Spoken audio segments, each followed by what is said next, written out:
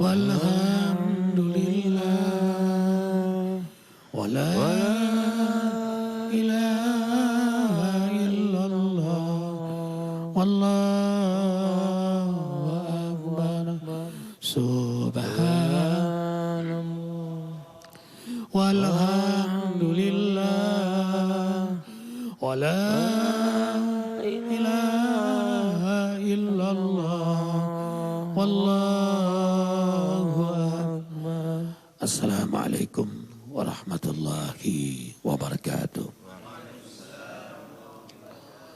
Subhanallah wa bihamdihi subhanallahil azim adada khalqihi wa ridha nafsihi wa zinata arshihi wa midada kalimatihi. Allahumma salli wa sallim ala rasulillahi sallallahu alaihi wasallam. Assalamu alayka ya Rasulullah wa rahmatullah wa ala alihi wa ashabihi wa man tabi'ahu ay tabi'ahum bi ihsanin ila yaumiddin. Majelis Cahaya Hati, ikhwatal iman rahimakumullah. Kembali Allah bahagiakan kita, didudukkan oleh Allah di majelis kemuliaan. Majelis yang membuat kita semakin kenal Allah, makin cinta pada Allah, makin kenal Rasulullah SAW, makin cinta pada Rasulullah SAW. Sehingga Allah bahagiakan kita hidup dalam syariat Allah dan sunnah Nabi Muhammad SAW. Kali ini Majelis Cahaya Hati Arifin didampingi oleh dua mu'allaf. Sebenarnya udah gak mu'allaf lagi. Sudah mukallaf kata beliau. Sudah keliling dakwah dunia.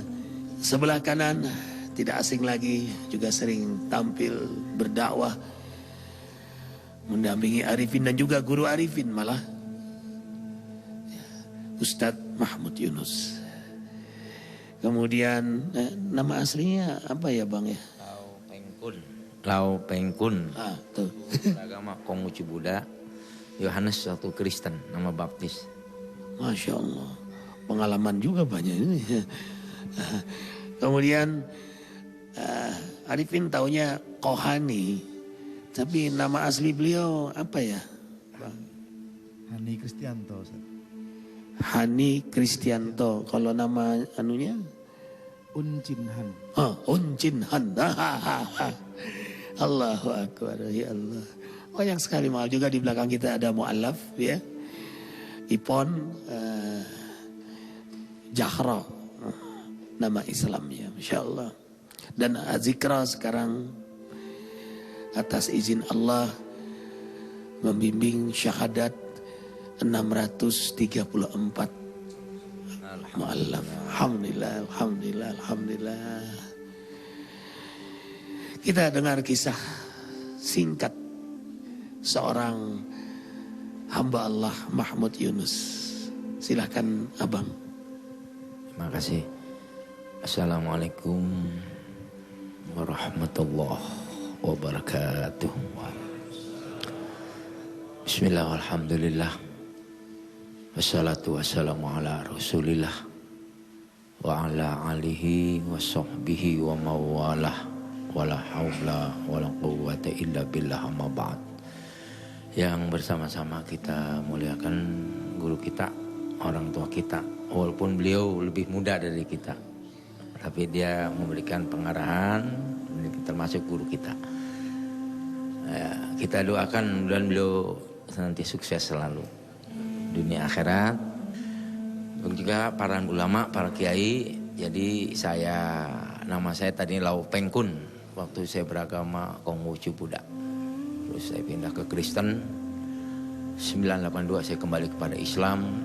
Saya dikasih nama yang pertama tadinya Mahmud.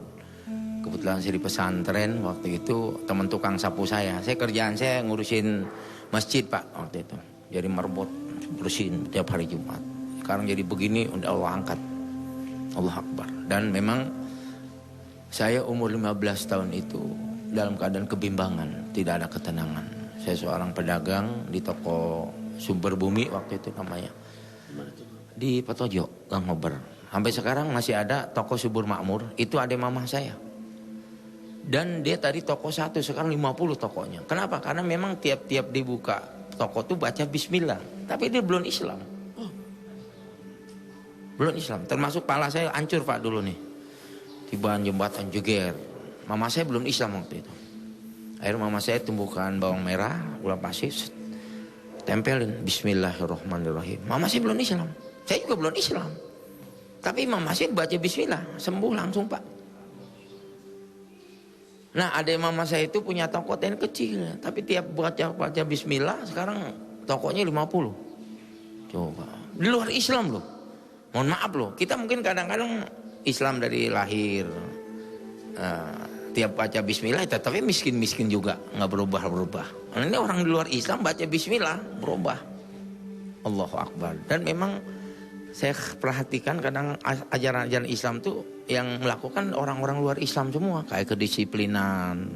Ini kita lihat. Allahu Akbar.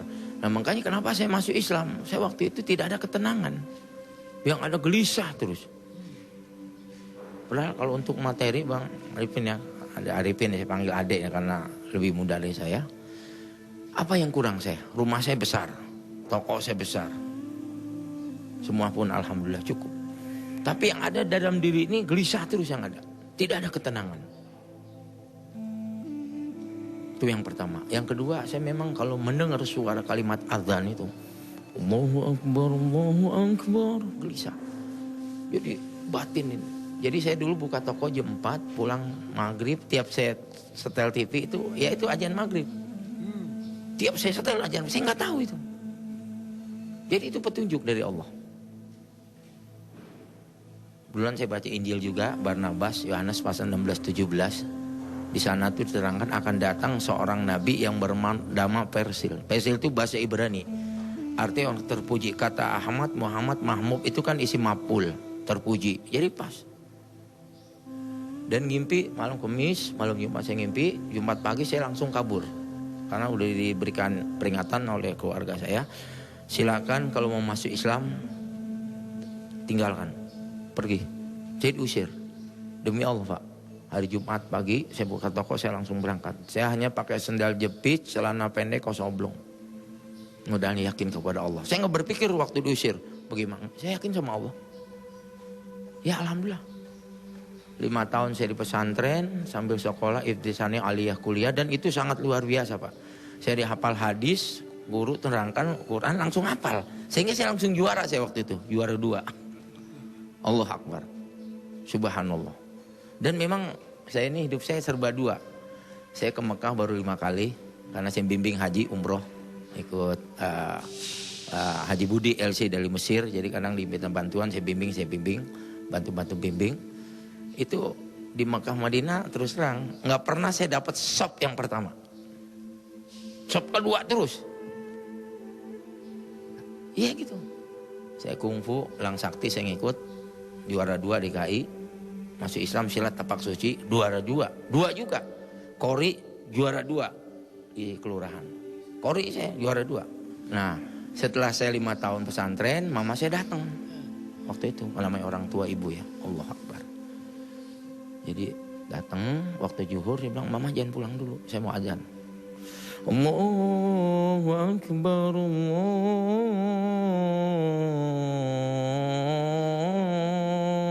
Allahu Akbar. Sampai selesai. Akhirnya saya diajak pulang. Udah sekarang ikut mama pulang. Ntar papa gimana? Tanggung jawab mama. Nggak taunya Pak itu pulang ngapain? Minta masuk Islam. Karena saya cium Pak tangannya waktu saya ketemu. Karena memang saya terus terang sebelum saya Islam saya belum pernah cium tangan orang tua. Karena Quran mengajarkan sampai mama saya ngomong begini. Kenapa kau cium mama? Mama kan belum Islam. Walaupun mama belum Islam, mama itu yang melahirkan saya. Di dalam Islam, betapa Quran mengajarkan kita harus hormat sama orang tua. Surat Luqman. Wa in jahadaka ala an tusyrika bima laisa laka bil ilmun fala tuti'huma wa sahibuma fid dunya ma'rufa. Itu kalau yang ngerti bahasa Arab, fid dunya ma'rufa itu isim nakirah. Jadi bentuknya umum. Artinya apa? Kepada siapapun orang tua kita harus hormat, terutama ibu. Bicara ibu, air mata keluar. Subhanallah. Setelah saya pulang, mama papa ribut. Saya pegang tangannya. Langsung bapak saya tuh langsung jatuh duduk. Tanya, kamu punya ilmu apa? Enggak ada pak. Saya punya ilmu, ya itu Al-Quran doang. Saya bilang. Besokannya kan tuh hari Kamis, minta masuk Islam. Ini dua-duanya. Alhamdulillah. Alhamdulillah.